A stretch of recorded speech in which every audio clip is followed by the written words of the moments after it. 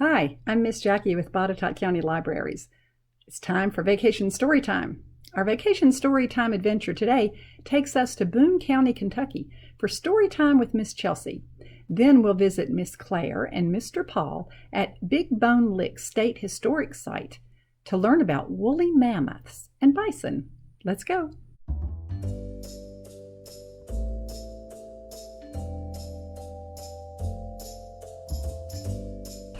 Hello friends, my name is Chelsea with the Boone County Public Library, and today I'm at Big Bone Lick State Historic Site in Union, Kentucky for a very special story time. I like to start story time off with a song. For this song, you'll need to know the sign language word for hello and friends. Ready? Hello friends, hello friends, hello friends, it's time to say hello. For our next rhyme, I'm going to use some shaky eggs. You might not have shaky eggs at home, and that's okay. What I'd recommend you do is grab a cup and put anything in it that will make some noise if you shake it. That might be pennies or buttons, maybe even a fork if your grown-up will let you. We're going to use our shaker for a rhyme called We're Going to Kentucky. Are you ready? We're going to Kentucky, we're going to the fair to see the señorita with the flower in her hair. So shake it, shake it, shake it, shake it like you care. Shake it like a milkshake and shake it everywhere. Shake it to the bottom and shake it to the top. Shake it, shake it, shake it until you make a stop. Great work! Hi everyone, my name is Claire. I'm the park interpreter here at Big Bone Lick State Historic Site. Here at Big Bone, we are known for our Pleistocene mega mammals like the Columbian mammoth or the American mastodon that lived here during the last major ice age. We were really put on the map as the birthplace of American vertebrate paleontology through William Clark's dig here in 1807 under the guide of President Thomas Jefferson.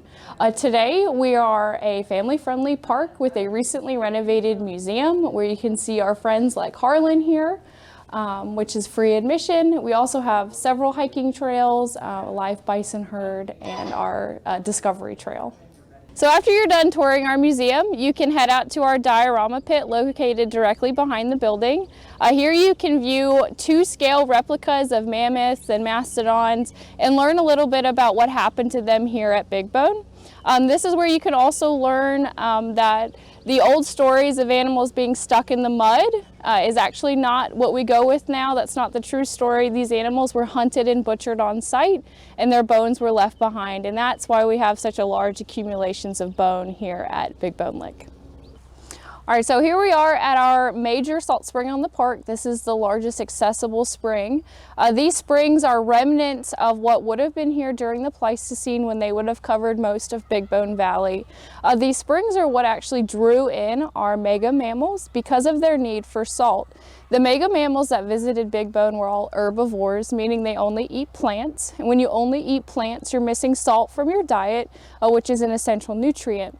So they figured out that if they came here to Big Bone, they could lick the waters of our salt spring to get the salt within. And that's actually where the last part of our name comes from, Big Bone Lick. A lick is also a salt spring. The source of these springs is an ancient sea that existed 450 million years ago.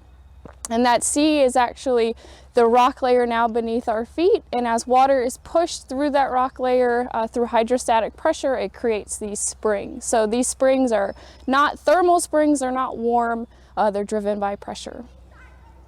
All right friends, I have a rhyme called A is for alligator. We'll do this one 2 times. Ready? A is for alligator, chomp, chomp, chomp. B is for bison, stomp, stomp, stomp. C is for circles, round and round. D is for dizzy, we all fall down. All right, and stand back up. 2nd time. A is for alligator, chomp, chomp, chomp. B is for bison, stomp, stomp, stomp. C is for circles, round and round. D is for dizzy, we all fall down. All right, great work. My name is Paul Simpson. I'm the Bison Program Coordinator here at Big Bone Lick State Historic Site. The bison herd that we maintain here at Big Bone Lick State Historic Site are here as the living link to the Ice Age. They are representative of history, both naturally and zoologically from the end of the Ice Age. We maintain the herd here as part of our interpretive programs. The bison is the national mammal. They have been here at Big Bone Lick State Historic Site since the end of the Ice Age. They are actually in their natural habitat very close to where ancient bison traces led to the salt springs. So if you can imagine, for the last 10,000 years, animals coming up and down the traces in order to find the minerals that they needed from the springs, and they blazed the first trails of America. So the first settlers who came into the Ohio Valley and here in northern Kentucky, they followed the bison trails, which had been beaten for thousands of years. And they were actually our first natural engineers. So some of the highways that you'll travel to here to Big Bone are actually, they were first blazed and trodden by the ancient bison herds. Probably our most common question is, what is the difference between a bison and a buffalo? The term buffalo is a little more general, and in America it's long been referred to as the American buffalo. Bison is a more specific term. It's actually a Greek derivative that means ox-like. And bison, as the scientific term, is specific just to the American animal. So traditionally, the animals we have in front of us here were referred to as the American buffalo. But because we're a science park and because the bison are now the national mammal, we will refer to their specific term, the American bison, rather than their buffalo. But in all truthfulness, if you call them buffalo or bison, they don't mind either one.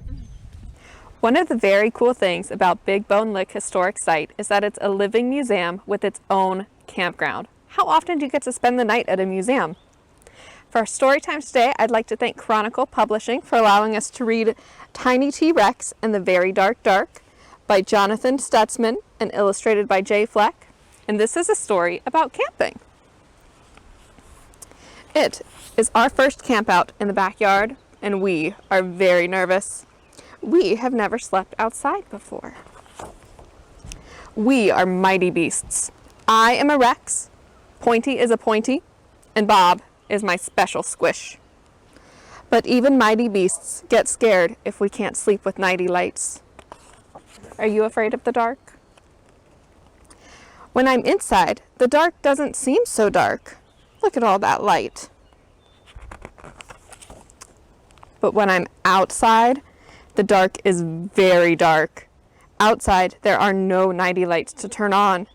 And when there are no nighty lights, the grumbles and knobbies come out. Ooh, they look scary. Mother says, "There's always a light shining somewhere, Tiny, even in the dark. If you are brave and look hard enough, you will find it." But it is hard to be brave when you are scared of the crawly creeps, and it's hard to look for something when your eyes are shut.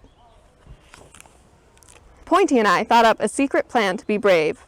When the very dark dark comes, we will be ready. First, we will build a hiding fort. Look at their blueprints. To hide our snacks and ourselves. Can you see Pointy? Right there.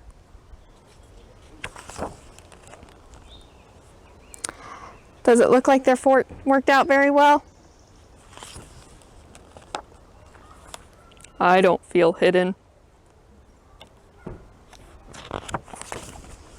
Next, we will make special helmets to protect our brains from the grumbles and nombies. I need a bigger helmet.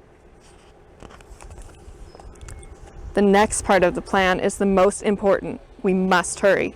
We are running out of time. The crawly creeps are closing in. It says tap, tap, tap, tap, tap.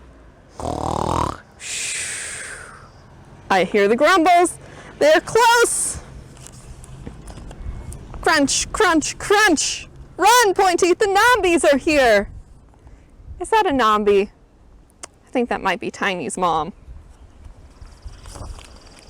This is it.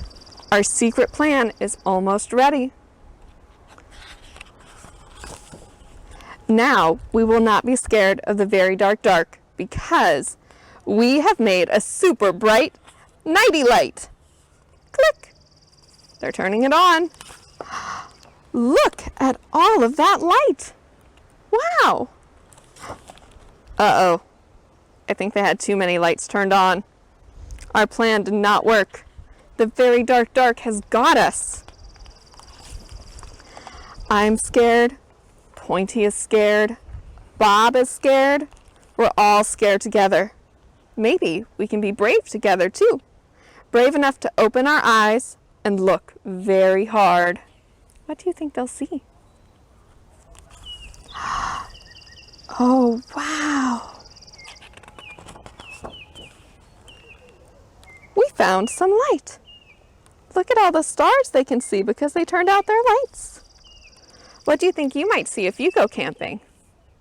All right, friends, I have one more rhyme before we go today. I'm at the start of Gobbler's Trace Trail. I'm going to go for a little hike. But before I do, I've got a song about hiking. This is called a call and response song. So I'll sing a line and you'll sing it back to me. Are you ready? Let's go hiking along the trail. I like to hike fast. It's a blast. Let's go hiking along the trail. I like to hike slow, like a snail.